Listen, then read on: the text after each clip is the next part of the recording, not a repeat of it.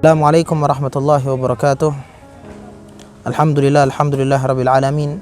Wassalatu wassalamu ala asyrafil anbiya'i wal mursalin wa ala alihi wa sahbihi ajma'in wa la hawla wa la quwwata illa billahil aliyil azim. Amma ba'd. Alhamdulillah, teman-temanku yang dimuliakan oleh Allah Subhanahu wa taala, di kesempatan yang mulia ini saya akan membacakan surah Al-Insyirah atau surah Alam Nashrah dari awal ayat sampai akhir ayat. Dan di setiap ayat insya Allah akan kita uraikan sifat-sifatnya dari huruf-huruf yang akan saya ambil, makhraj-makhrajnya, dan juga hukum-hukum yang ada di dalam ayat tersebut. Pertama, saya akan membaca daripada surah Al-Insyirah tersebut dari awal ayat sampai akhir. A'udzu billahi minasyaitonir rajim. Bismillahirrahmanirrahim. Alam nashrah laka sadrak wa wada'na 'anka wizrak alladhi anqadha zahrak wa rafa'na laka dhikrak fa inna ma'al 'usri yusran inna ma'al 'usri yusra fa idza faraghta fansab wa ila rabbika farghab. Di ayat yang pertama yang berbunyi Alam nashrah laka sadrak, kita akan mengambil daripada huruf shin. Di dalam huruf shin ini kita akan mendapati beberapa sifat yang ia miliki. Di antaranya adalah sifat hamas, fahathu syakhsun sakat, ada sifat rakhawah, ada sifat al-istifal, ada juga sifat infitah, ada juga sifat ismat. Dan juga untuk sifat aridah atau sifat yang tidak memiliki lawan, ia memiliki sifat yang bernama sifat at-tafasyi, khusus untuk huruf shin, sifat tafasyi ini. Makhraj huruf shin adalah wastul lisan, sebagaimana Imam Al-Jazari mengatakan wal wastu fal jimu shinu ya. Dan juga di dalam ayat Alam nashrah laka sadrak kita akan menemukan ada satu hukum, yaitu adalah idhar syafawi. Pada saat mengucapkan alam nashrah, ketemunya mim sukun dengan huruf nun, yang mana itu termasuk hukum ahkamul mimus sakinah, hukum-hukum mim yang sukun. Dan idhar syafawi adalah tatkala mim sukun bertemu kepada selain huruf mim dan huruf ba. Itu adalah di dalam ayat pertama. Ayat yang kedua yaitu wa wada'na 'anka wizrak, kita akan mengambil daripada kalimat anka, ain, nun dan kaf, dan huruf yang akan kita ambil adalah huruf nun. Di dalam huruf nun ini kita akan mendapati beberapa sifat, yaitu ada sekitar 6 sifat. Yang pertama adalah sifat jahar, yang kedua sifatnya adalah bayinah, yang kedua al-istifal, yang ketiga sifat al-infitah, dan selanjutnya sifat idlak. Adapun sifat aridahnya atau sifat yang tidak memiliki lawan adalah gunnah. Ya, apa itu gunnah? Gunnah adalah suara yang keluar dari hidung yang mana tidak ada ikut campur lisan di antara huruf-huruf atau sifat gunnah. Adapun makhraj huruf nun tersendiri adalah tarful lisan tahta makhrajil lam qalilan. Makhrajnya adalah ujung lidah pada saat kita mengucapkan huruf nun an. Kita akan mendapatkan bahwasanya huruf nun tersebut berada di ujung lidah kita dan berada di atas gigi atau di gusi bagian atas. Ya, sebagaimana Imam Al-Jazari mengatakan wan nunu min tarafihi tahtu ja'alu. Ya. Dan kalau kita melihat di dalam kalimat wa wada'na 'anka wizrak, yang pertama kita mendapati adanya hukum mat tabi'i. Ya, yang mana mat tabi'i adalah kalau kita mendapatkan huruf alif al-maftuh ma qablaha. Nah, di sini kita lihat ada alif wa wada'na dan sebelumnya adalah huruf nun yang fathah. Maka di sini adalah mat tabi'i. Adapun panjangnya adalah 2 harakat. Hukum selanjutnya adalah ikhfa. Tatkala nun mati bertemu dengan huruf kaf. Angka. Dan harus kita perhatikan yang namanya ikhfa bukan mengucapkan seperti ing. Namun yang namanya ikhfa adalah samar-samar. Sehingga disebutkan an-nutqu biharfin, mengucapkan suatu huruf antara sifat izhar yang jelas dan juga antara sifat yang idgham. Jadi bukan izhar yang jelas banget dan juga bukan idgham yang dicampur banget, tapi tengah-tengah. Seakan-akan kita masih mengucapkan huruf nun, namun lidah kita udah mendekati huruf selanjutnya, yang di sini adalah huruf kaf. Ya. Jadi cara mengucapkannya adalah wa wada'na 'anka wizrak. Ya, dan di dalam huruf kaf di situ ada yang namanya hamas, ya. Ada seperti desis, ya, yang mana huruf-hurufnya adalah fahathu syakhsun sakat. Ya, dan yang namanya hamas tatkala sukun dia akan kita rasakan lebih jelas daripada pada saat berharokat. Adapun ayat yang ketiga, kita tadi telah menjelaskan alam nashrah laka sadrak wa wada'na 'anka wizrak, dan sekarang kita akan menjelaskan alladzi anqadha zahrak. Kita akan mengambil dari kalimat alladzi anqadha. Yang pertama kita akan mendapatkan hukum mad jaiz munfasil. Apa itu mad jaiz munfasil? Ayyakuna harfu mad akhir al-kalimah wal hamzah awal kalimatin ukhra. Kita akan mendapatkan huruf mad tersebut berada di akhir kalimat, ya, dan di sini kita lihat ada huruf ya, alif, waw, ya. Ya-nya di akhir kalimat alladzi, dan kita akan mendapatkan hamzah di awal kalimat. Di sini adalah anqadha. Panjangnya berapa? Panjangnya di dalam qiraah Hafs an Asim kita akan boleh membacanya 4 atau 5 harakat. Dan di dalam kalimat alladzi anqadha kita akan menemukan satu hukum, yaitu adalah hukum ikhfa. Ya, adalah hukum ikhfa, yang mana anqadha, nun mati bertemu dengan qaf. Nah, huruf yang akan kita ambil dari kalimat ini adalah huruf qaf. Apa itu qaf? Qaf memiliki beberapa sifat. Di antaranya sifat jahar, syadid, isti'la, infitah, ismat. Adapun sifat aridhahnya adalah qalqalah. Ya, qalqalatun qutbu atau qutbu jadi. Ya, jadi pada saat mengucapkan huruf qaf ini jika sukun akan terasa, sangat terasa bahwasanya itu ada pantulan. Yaitu adalah huruf qaf. Jadi pada saat membaca ayat tersebut alladzi anqadha zahrak, dan di akhirnya tetap ada hamas karena kaf yang sukun. Ayat yang tadi alladzi anqadha zahrak, kita akan menemukan ada beberapa huruf yang tafkhim atau tebal. Karena huruf-huruf tebal di dalam Imam Al-Jazari mengatakan khussa dagtin qidh. Di sini di alladzi anqadha zahrak kita akan menemukan huruf qaf itu tafkhim tebal, huruf dhad juga tebal, ya. Khussa dagtin qidh, dan juga huruf dha, ya, di sini. Ayat selanjutnya adalah wa rafa'na laka dzikrak. Kita akan mendapati hukum yang pertama adalah wa rafa'na, ya, mad tabi'i. Alif as-sakinah al-maftuh ma qablaha. Alif yang sukun dan sebelumnya adalah berharokat fathah. Wa rafa'na, nunnya fathah dan alifnya sukun.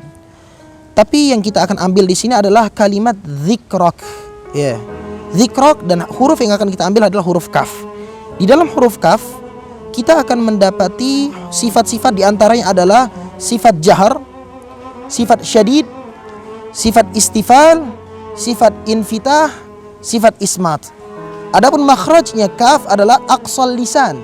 Lisan yang paling dalam kita akan bisa merasakannya pada saat kaf tersebut kita sukunkan. Ak, kita kerasa bahwasanya di mana sih tempat terakhir kaf itu stop.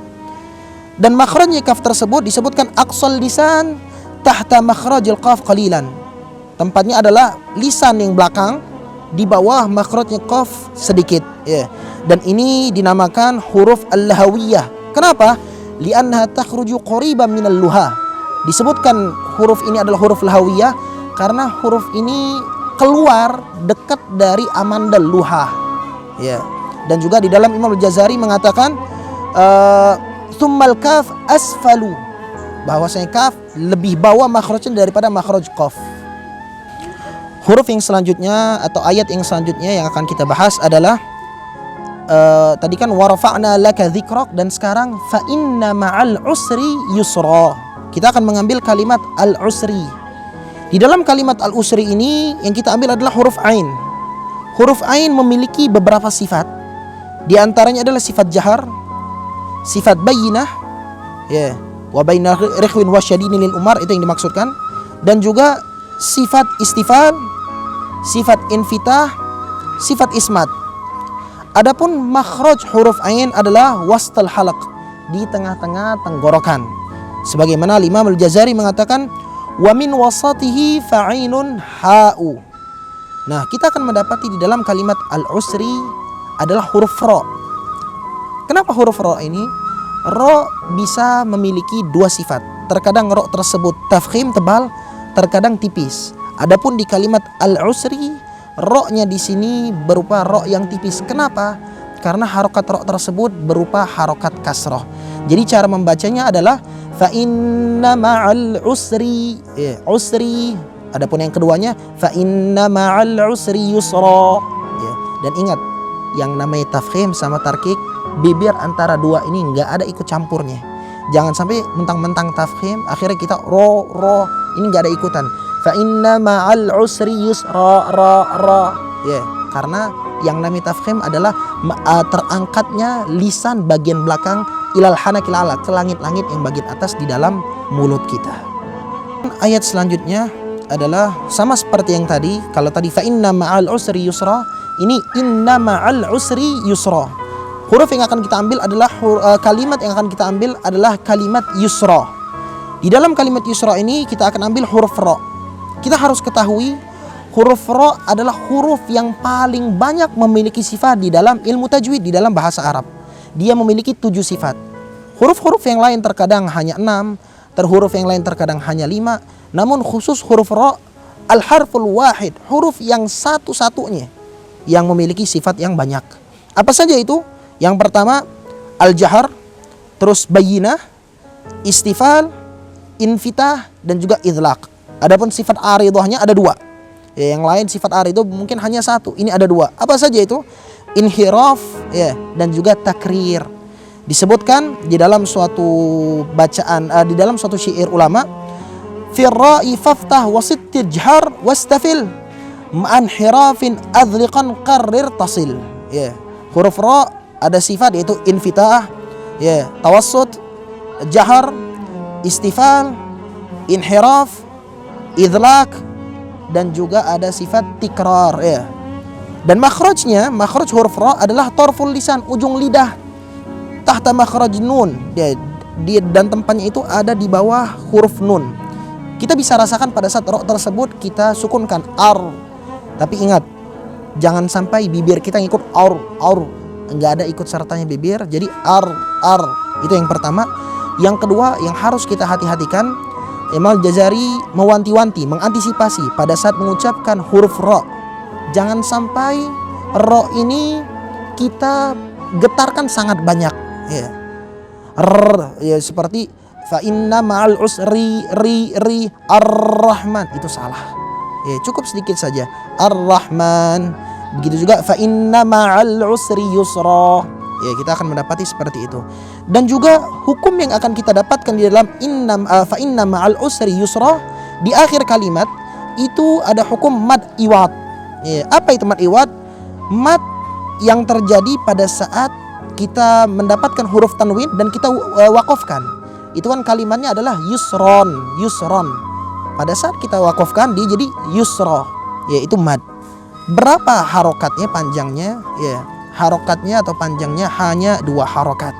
Jadi fa inna ma'al usri yusra, gitu. Jangan usri yusra, itu salah. Ayat selanjutnya adalah fa idza faraghta fansab. Di dalam kalimat ini yang akan kita ambil adalah kalimat fansab, yaitu adalah huruf shad. Huruf shad memiliki beberapa sifat, yaitu adalah sifat hamas, sifat rakhawah, istifal, isti'la, itbaq, dan juga dia memiliki sifat ismat. Adapun sifat aridhah atau sifat yang tidak memiliki lawannya adalah dia memiliki sifat sofir, seperti sautun yushbihu sautat ta'ir, suara yang menyerupai kicauan burung. Namun bukan berarti as seperti burung sama siulan burung banget. Kan dibilang yushbih, menyerupai. Bukan berarti serupa, tapi mendekati. Jadi as gitu, bukan as. Dan juga kita akan mendapatkan di sini hukum, yaitu hukum ikhfa. nun mati bertemu dengan shad, ya. Falsab. Nah, lihat, ini bukan ng, bukan fangsob, tapi falsab, karena dia masih mengucapkan huruf nun, ya, tapi lidah kita udah mendekati, ya, udah lampu kuning kalau bisa dibilang, udah mendekati di huruf selanjutnya, itu huruf shad. Dan makhraj shad adalah tarful lisan, ujung lidah, ma'a ma baina tsanayal ulya wa sufla, ujung lidah dan antara gigi atas dan gigi bawah, di tengah-tengah. Jadi bukan ke atas lidahnya dan juga bukan ke bawah. Tapi ke tengah-tengah.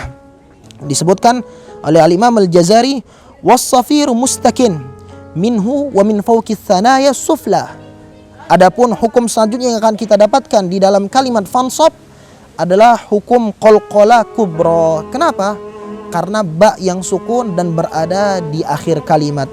Falsab, gitu. Falsab. Ayat yang terakhir yang akan kita bahas adalah wa ila rabbika farghab.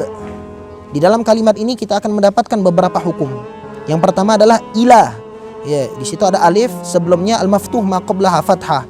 Jadi dia mad tabi'i berupa 2 harokat. Rabbika farghab. Kalimat yang akan kita ambil adalah kalimat farghab. Dan hurufnya yang akan kita ambil adalah huruf gha. Ada apa dengan huruf gha? Huruf gha memiliki beberapa sifat. Di antaranya adalah sifat jahar, sifat rakhawah, sifat isti'la, dan juga sifat infitah dan juga ismat. Adapun sifat aridha atau sifat yang tidak memiliki lawan, dia tidak memiliki sifat ladid yang tidak memiliki lawan. Makhraj huruf gha di mana? Adnal halaq, ya, di adnal halaq. Kita bisa rasakan pada saat mengucapkan huruf gha, ya, gha itu terasa di sini. Kalau a di bawah, ya. Kalau di sini adalah ain dan ha, dan di sini adalah gha dan kha. Kita rasakan terasa di atas. Jadi walaupun kalimatnya adna, namun maksud adna di sini adalah yang lebih dekat ke dalam mulut. Ya, makanya dibilang adna, dekat. Ya. Dan juga di dalam kitab Al-Imam Al-Jazari beliau mengatakan adnahu ghainun kha'uha. Ya, itu adalah kalimat-kalimat itu adalah makhraj daripada huruf gha.